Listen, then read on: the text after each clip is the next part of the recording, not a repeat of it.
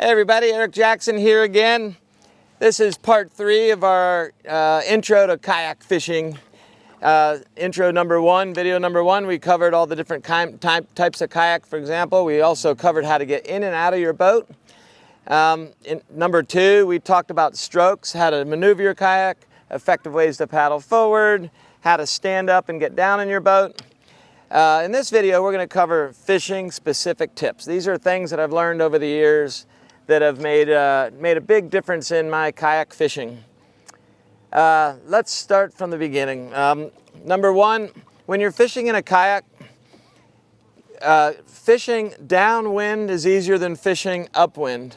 If you're fishing upwind, let's say you want to fish in this direction and it's against the wind, every time you cast, the wind is going to drift you back. You're going to have to paddle back to the spot you started at and then go further. If the wind is blowing that way and you fish that way, you can put the paddle down, you can stand up, and you should be able to just fish non-stop downwind. So downwind fishing is easier than upwind fishing. If you've got a lot of wind, let's say the wind is towards the shore, in many cases, you'll just go ahead and get against the shore, put your foot on the shore, and you'll fish parallel to the shore, and that'll make life easy. You'll be able to lock yourself down.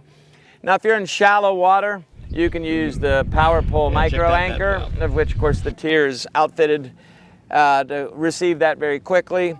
And then that way you can power pole down, fish, and continue on.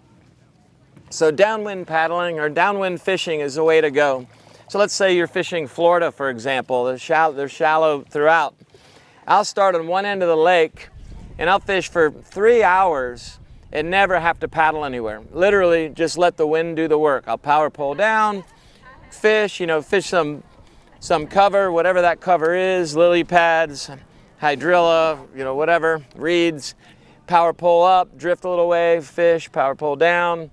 Unbelievable. It is really like a very neat and fun way to fish. So downwind is number 1.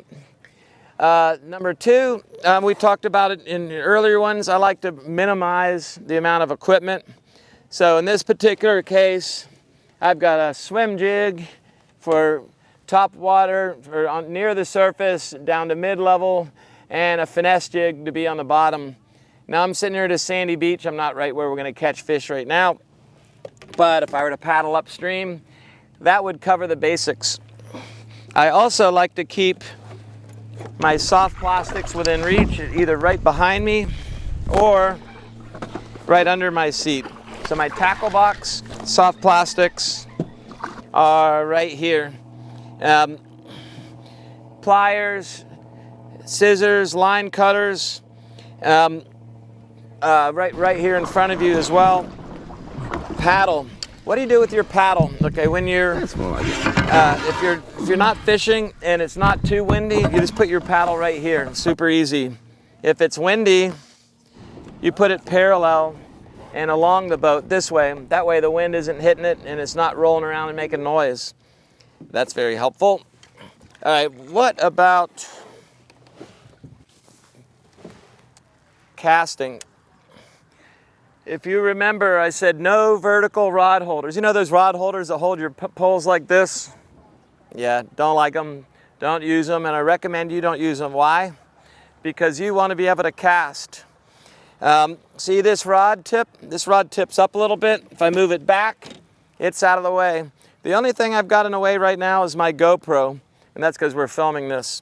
And that GoPro is still higher or lower than my cast, so I can still do a side cast. I can skip, no problem.